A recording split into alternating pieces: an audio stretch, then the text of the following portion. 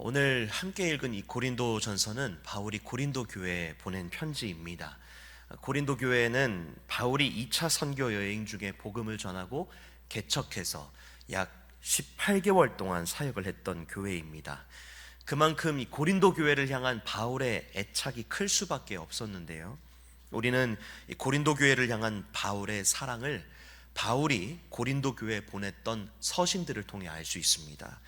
우리가 믿고 받아들이는 정경 속에서 바울이 고린도 교회에 또 기록하고 보냈던 서신은 고린도 전서 또 고린도 후서 이렇게 두 권이지만, 사실 바울은 고린도 교회에 고린도 전후서 외에 두 권의 서신을 더 보냈습니다. 총 4번의 편지를 보냈던 것이지요. 바울이 기록하여 보냈던 4개의 편지는 각각 고린도 교회가 마주했던 당면했던 문제와 연관이 있었는데요. 앞에 화면에서 보시는 바와 같이 고린도전서 이전에 기록된 첫 번째 편지가 있었습니다. 이 편지는 고린도 교회에 있었던 음행 문제에 대한 교훈을 기록해서 그것을 해결하고자 보냈던 편지였고, 두 번째 편지인 오늘 우리가 함께 읽은 고린도전서는 교회 안에 있었던 분열의 문제, 또 우상 제물을 먹고 또 마시는 것에 대한 문제에 관한 편지였습니다. 그리고 눈물의 편지라는 별칭을 가진 세 번째 편지는 고린도 교회가 서신을 받았음에도 회개하지 않았던 부분에 대해서 다시 한번 권면하고자 애통함을 담아 보냈던 편지였고, 마지막 4번째 편지인 고린도 후서는 고린도 교회 안에 있던 거짓 교사들의 가르침 때문에 불거진 문제를 해결하고 또 해소하기 위해 보냈던 편지라고 할 수 있습니다. 이처럼 바울은 고린도 교회를 향한 애착을 가지고 고린도 교회가 하나 된 공동체, 또 사랑의 공동체가 되기를 바라는 마음과 소원을 담아 이 고린도 교회에 보냈던 편지입니다. 2026년 우리 교회는 함께 지어져 가네라고 하는 이 표 아래 말씀과 기도로 하나 되는 공동체, 또 은혜와 성령 안에 하나 되는 공동체, 또 사랑과 섬김으로 함께 지어지는 공동체가 되기 위해 달려가고 있습니다. 그 가운데 특별히 사랑과 섬김으로 함께 한 몸으로 지어져가는 공동체가 되기 위해서 우리가 무엇에 초점을 맞춰야 할지, 무엇을 기준 삼아야 할지 오늘 함께 읽은 본문인 고린도전서를 통해 교훈을 발견하고 함께 은혜를 나누는 시간 되기를 간절히 소망합니다. 사랑의 공동체는 어디에 초점을 맞춘 공동체일까요? 첫 번째로 사랑의 공동체는 덕을 세우는 데 초점을 맞춘 공동체입니다. 바울은 교회 공동체가 어떤 곳인지, 그리고 공동체의 판단 기준이 무엇인지 오늘 함께 읽으셨던 말씀 23절에서 말씀해 주는데요. 우리 23절 말씀 다시 같이 한번 읽어보겠습니다. 23절입니다. 시작. 모든 것이 가하나 모든 것이 유익한 것은 아니요 모든 것이 가하나 모든 것이 덕을 세우는 것은 아니니. 아멘. 고린도는 당시 지중해 연안 국가들의 교통 중심지 역할, 또 무역 중심지의 역할을 했습니다. 따라서 여러 나라의 문화가 교류되는 중심지였는데요. 그렇기 때문에 모든 것이 가능하다라고 하는 이 말이 도시의 슬로건처럼 여겨질 만큼 개방적인 도시였습니다. 이처럼 도시 자체가 개방적이다 보니까 이 개방성은 부도덕함으로 이어지게 되었습니다. 타락과 부도덕, 각국 선원들의 안전한 항해를 위해서 우상 숭배가 만연했고요. 그리스 신화에서 미와 또 사랑의 여신으로 알려진 아프로디테의 신전이 있는 도시였을 만큼 각국의 우상들이 모두 모여있는 이 우상의 도시로 악명을 높게 떨치게 되었습니다. 그런데 이 개방성이 유일신 신앙을 가진 교회에는 독이 되었습니다. 도시에 만연한 우상 숭배로 인해 우상에게 드려진 음식을 먹는 것과 관련된 문제가 이 교회의 분열의 문제로 야기될 만큼 이 고린도 교회에는 이 개방성이, 도시 자체가 가지고 있는 특색이 굉장히 독으로 작용할 수밖에 없었습니다. 앞서 말씀드렸던 이 고린도 교회, 고린도 사람들의 슬로건과 같은 모든 것이 가능하다라고 하는 이 태도가 우상에게 드려진 음식을 먹는 문제와 만나서 그저 신앙 안에 떳떳하다라고 말하며 먹음으로 신앙의 깊이가 깊지 않은 성도들이 시험에 드는 문제들이 발생하기 시작했습니다. 이렇듯 교회 공동체가 사랑 안에 하나 되지 못하게 하는 문제에 대해 바울은 오늘 본문 23절 말씀과 같이 모든 것이 가하나 모든 것이 유익한 것은 아니다 라고 단호히 말하면서 신앙의 초점이 옳다고 생각되는 것에만 머물러서는 안 된다라고 하는 것을 가르쳐주고 있습니다. 바울은 오늘 본문에서뿐만 아니라 앞서 6장 12절에서 오늘 본문 23절 말씀과 똑같이 모든 것이 내게 가하나 다 유익한 것은 아니다 라고 가르친 바 있는데요, 오늘 함께 읽은 이 23절의 또 동일한 문구를 통해 바울은 다시 한번 신앙의 초점, 공동체의 초점이 옳은 것에만 머물러서는 안 된다라고 하는 것을 더욱 명확히 가르쳐 줍니다. 자, 그렇다면 이 신앙의 초점을 어디에 두어야 하며 또 공동체가 사랑 안에 하나 되기 위해서 어디에 기준을 삼고 초점을 맞춰야 될까요?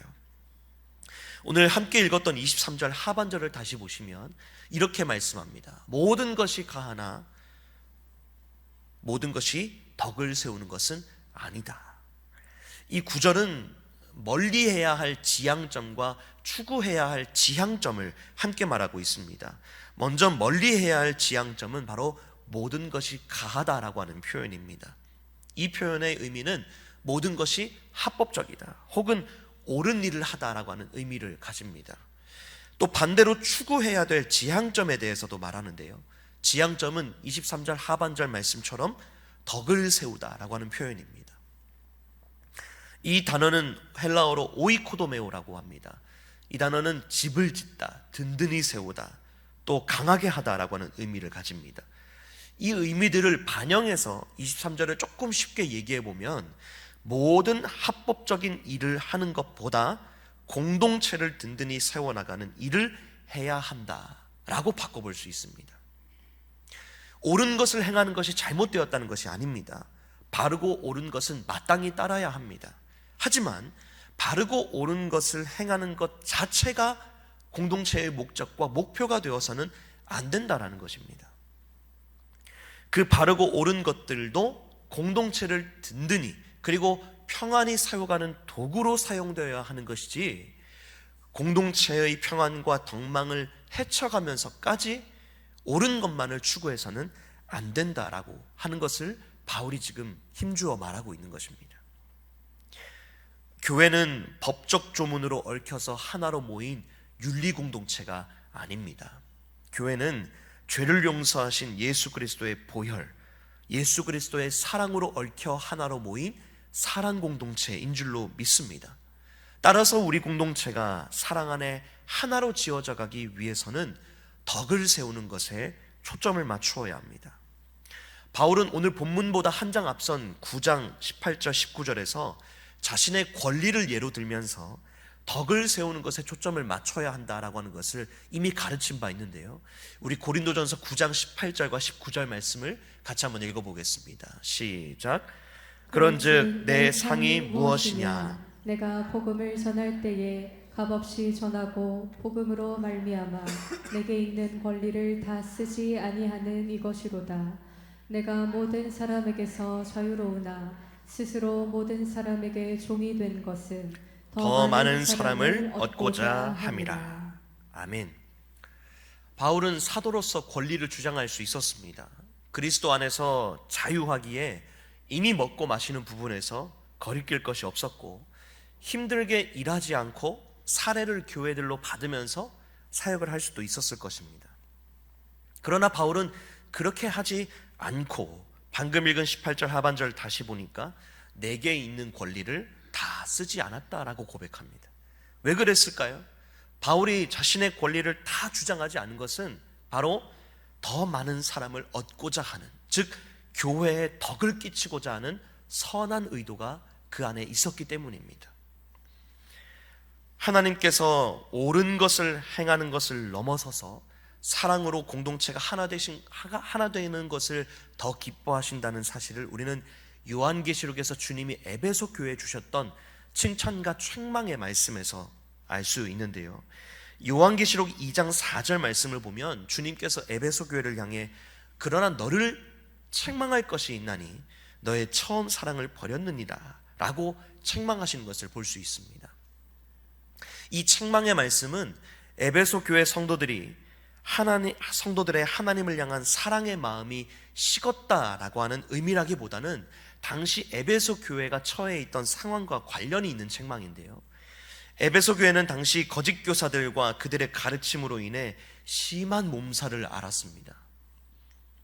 이와 관련하여 요한계시록 2장 2절부터 3절 말씀을 보시면 거짓 교사들의 유혹에 대해 맞서 싸웠던 에베소 교회를 주님이 칭찬하시는 것을 볼 수 있는데요. 요한계시록 2장 2절 3절 말씀도 같이 한번 읽어볼까요? 시작.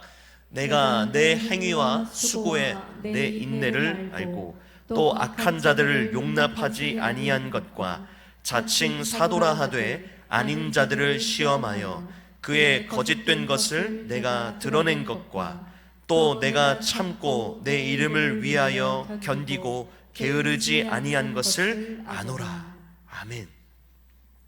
주님께서 에베소 교회 성도들이 거짓 교사들을 용납하지 않고 그들의 가르침에서 교회를 지키기 위해 불철주야 노력했던 것을 기억하신다라고 칭찬하십니다. 여러분, 이 얼마나 옳은 일입니까? 그런데 이어서 에베소 교회에 주님이 뭐라고 말씀하십니까? 처음 사랑을 너희들이 버렸느니라 라고 책망을 하십니다. 아니, 믿음을 지키기 위해 거짓 교사들의 가르침에 맞서 싸운 것이 얼마나 옳은 일입니까? 그런데 처음 사랑을 버렸다니요. 지금 주님께서 잘못 주신 말씀이 아닌가 생각이 되기까지 합니다. 그런데 이 책망은 정확한 책망의 말씀이었습니다. 에베소 교회는 원래 믿음과 사랑이 가득한 교회였습니다. 그런데 거짓 교사들로부터 공격을 받다 보니 그 유혹과 공격에서 교회를 지키기 위해 점점 사랑의 모습들이 사라지기 시작했습니다. 냉소와 판단의 모습들이 점차 많아지게 되었고, 그렇게 거짓 교사들의 공격에 버금가는 옳은 것을 향한 열정들이 도리어 에베소 교회 그리고 성도들을 공격하게 되었습니다. 주님께서 바로 이러한 점을 책망하신 것입니다. 누가 보아도 옳습니다. 해야 되는 일이지요. 하지만 사랑이 함께 실천되지 않으면 교회를 지키고자 했던 일들이 도리어 교회를 어렵게 하고 교회의 하나됨을 저해하는 요소가 될 수 있다라고 하는 것을 기억해야 하는 것입니다. 17세기 종교개혁자 중 한 사람인 루포투스 멜데니우스라고 하는 사람이 있습니다. 이 사람이 이런 말을 남겼는데요. 우리 같이 한번 읽어볼까요? 시작. 본질적인 것에 대해서는 일치를, 비본질적인 것에 대해서는 자유를, 모든 것에 대해서는 사랑을. 무슨 말입니까? 옳은 것을 추구하고 실천하는 것도 중요하다라는 겁니다. 그러나 그 모든 것은 사랑 안에서 행해져야 한다. 고린도전서 이후의 말씀에서도 말하는 것처럼 믿음, 소망, 사랑, 그 중에 제일 중요한 것은 사랑이다라고 말하지 않습니까? 사랑하는 여러분, 우리 교회 공동체는 옳은 일만 하는 공동체입니까? 아니면 덕을 세우는 공동체입니까? 우리 공동체는 윤리 공동체입니까? 아니면 사랑 공동체입니까? 간절히 바라기는 2026년 우리 신일 공동체가 옳은 것을 넘어서서 교회를 든든히 세우는 것에 초점을 맞추어 오직 주님의 사랑 안에 견실히 세워져가는 사랑 공동체가 될 수 있기를 간절히 소망합니다. 그 일 가운데에 구경꾼이 아니라 주인공으로 앞장서서 쓰임 받으시는 저와 여러분 다 되시기를 간절히 소망합니다. 사랑 공동체는 또 어디에 초점을 맞춘 공동체일까요? 둘째로 사랑 공동체는 연약한 자에게 초점을 맞춘 공동체입니다. 공동체가 사랑 안에 하나 되기 위해 어디에 초점을 맞춰야 되는지 알기 위해서 다시 23절에 기록된 한 단어를 좀 자세히 살펴보고자 합니다. 그 단어는 바로 유익하다라고 하는 단어입니다. 이 단어는 헬라어로 쉼페로라고 하는 단어인데요, 이 단어는 함께라고 하는 쉼과 짐을 지다의 페로 이 단어가 합쳐진 단어입니다. 그러니 의미를 합쳐보면 함께 짐을 지다, 즉 유익하게 하는 것은 서로 짐을 지는 것, 함께 짐을 지는 것, 이것이다라고 할 수 있습니다. 이어지는 24절 말씀에서 바울은 더욱 구체적으로 이 유익함이 어떤 유익함인지를 알려줍니다. 서로 함께 짐을 진다는 것이 무엇을 의미하는가? 24절 보니까 누구든지 자기의 유익을 구하지 말고 남의 유익을 구하라 라고 말씀합니다. 즉 공동체가 사랑 안에 하나 되기 위해 서로 함께 짐을 지되 자기의 유익이 아닌 타인의 유익을 위해 져야 된다라고 하는 것, 여기에 초점을 맞춰야 된다라고 말하고 있는 것입니다. 모든 행동의 기준이 나 자신이 아닌 타인, 이웃이 되어야 한다라는 것이죠. 그런데 오늘 본문을 보면 그 기준이 되는 타인, 이웃이 구체적으로 약자를 가리키는 것을 확인할 수 있습니다. 오늘 함께 읽으셨던 본문 25절부터 29절까지의 말씀에서 바울은 앞서 말씀드린 우상에게 드려졌던 제물을 먹는 자유함이 믿음이 연약한 자에게 어떤 영향을 미칠 수 있는지를 설명을 하는데요. 먼저 25절 말씀 한번 보실까요? 25절 보니까 무릇 시장에서 파는 것은 양심을 위하여 묻지 말고 먹으라고 말합니다. 이는 당시 고기가 유통되는 과정을 이해해야 알 수 있는데요. 당시 고기는 굉장히 흔한 음식이 아니라 귀중한 음식이었습니다. 당시 고기는 거의 대부분이 신전에서 제사에서 사용되고 난 다음에 시장에서 유통되어 일반인들이 접할 수 있었다고 합니다. 그렇기 때문에 시장에서 파는 고기가 어디에서 왔는지 유통 과정을 거슬러 올라가 보면 대개 그 출처가 신전일 경우가 굉장히 높았다라고 합니다. 이러한 경우 과도하게 걱정하거나 세밀하게 따지려 들지 말고 하나님께서 주신 것으로 알고 그냥 먹으라고 바울은 권면합니다. 이어서 27절 말씀에서는 불신자가 초청하여 모르는 중에 이것을 먹게 되었을 때 그때에도 그냥 신앙의 양심을 따라 먹으라고 권면합니다. 그런데 이 모든 신앙의 자유를 행하지 말아야 되는 한 가지 상황을 바울이 가르쳐 주는데요. 그 상황은 바로 신전에 바쳐진 제물이다라고 고지를 미리 받았을 때, 그때 고린도전서 8장이 기록된 대로 그 자리에, 그 고지가 되는 자리에 믿음이 연약한 자리가 함께 동석하고 있으면 양심의 자유를 따라서, 신앙의 자유를 따라 먹지 말라고 바울이 권면을 합니다. 왜 그렇습니까? 그 자리에 함께 동석한 자가 고지를 미리 했음에도 불구하고 먹는 모습을 보고 어떻게 저걸 알고도 먹을 수 있을까? 혹 시험에 들 수 있기 때문에 바울이 신앙의 자유, 양심의 자유를 핑계로 먹지 말라라고 권면을 하는 것입니다.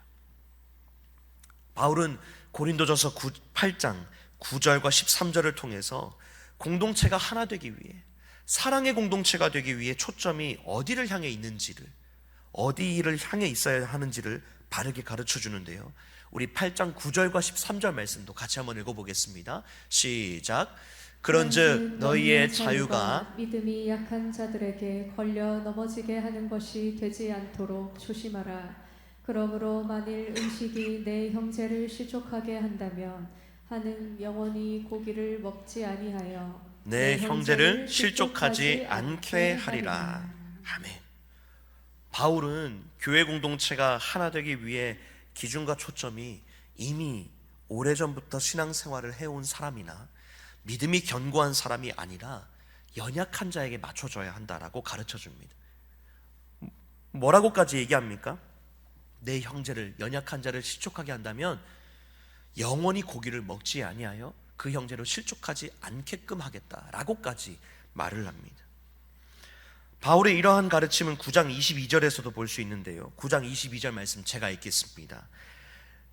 약한 자들에게 내가 약한 자와 같이 된 것은 약한 자들을 얻고자 하며 내가 여러 사람에게 여러 모습이 된 것은 아무쪼록 몇 사람이라도 구원하고자 함이니. 아멘.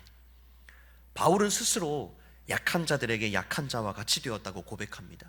그 이유는 무엇입니까? 바로 하나님께서 부르신 소명을 따라, 맡겨주신 사명을 따라 한 사람이라도 더 구원하고자 하는 거룩한 열망 때문에 바울이 자신의 모든 권리와 신앙의 자유까지 포기를 한 것입니다. 제가 대학에 다닐 때 공동체 안에 연약한 자에게 초점과 기준이 맞춰질 때 진정 공동체가 하나 되고 화목해진다라고 하는 것을 몸소 경험했던 적이 있었습니다. 제가 다니던 학과는 남녀 성비가 거의 1대1의 비율을 이루는 학과였습니다. 그래서 옆에 거의 남자가 95%, 100%에 달하는 신학과가 굉장히 부러워하는 학과였는데요. 그래서 남학생과 여학생이 함께 공부도 하고 교제도 나누기도 했습니다.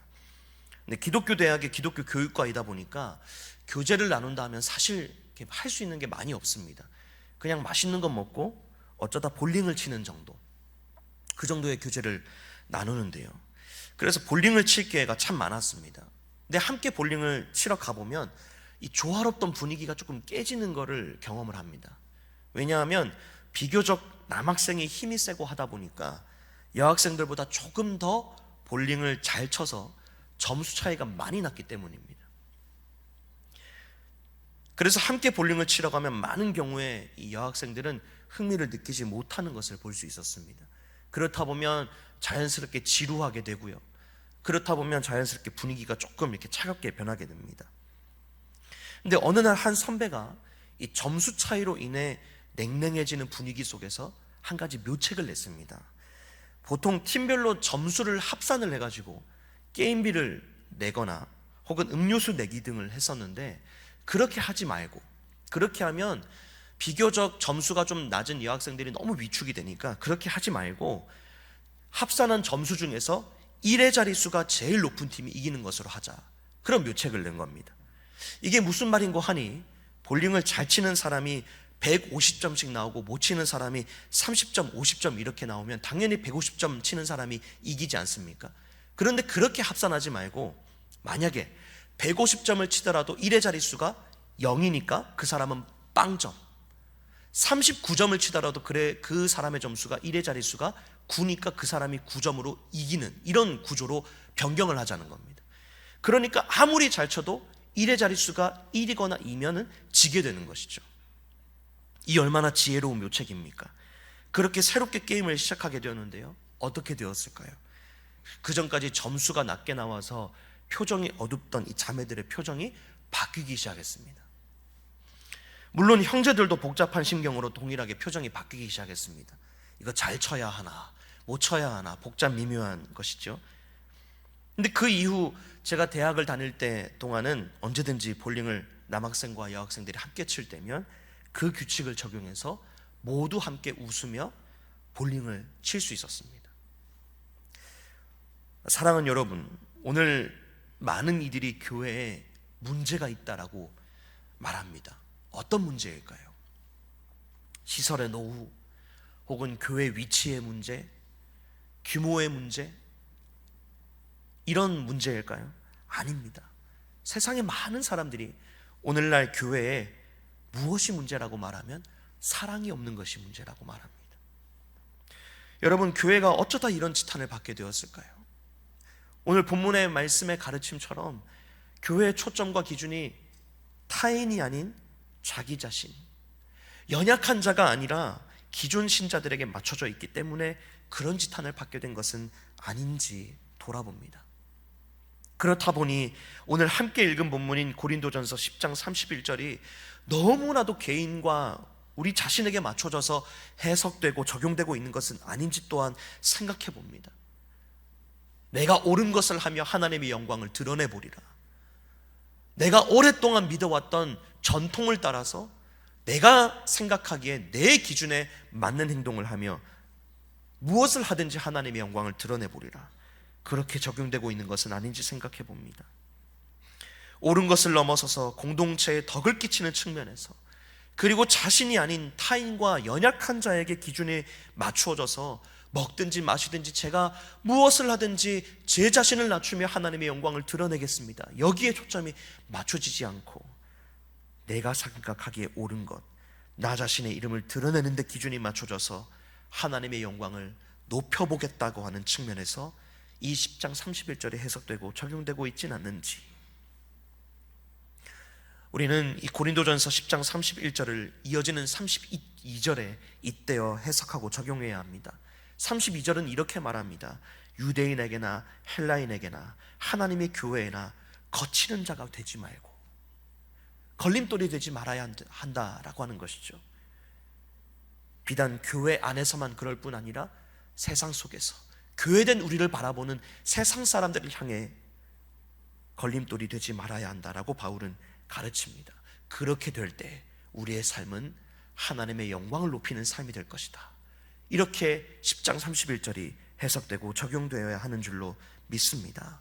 바라기는 저와 여러분 모두 그리고 우리 신일교회 공동체가 진정 사랑으로 서로에게 덕을 끼치는 공동체, 사랑으로 타인, 연약한 자에게 기준을 맞추어 어떻게 해서든지 처음 오신 분, 어떻게 해서든지 우리 안에 믿음이 연약한 자를 높여주고 섬겨주는 그런 공동체가 되기를 간절히 소망합니다.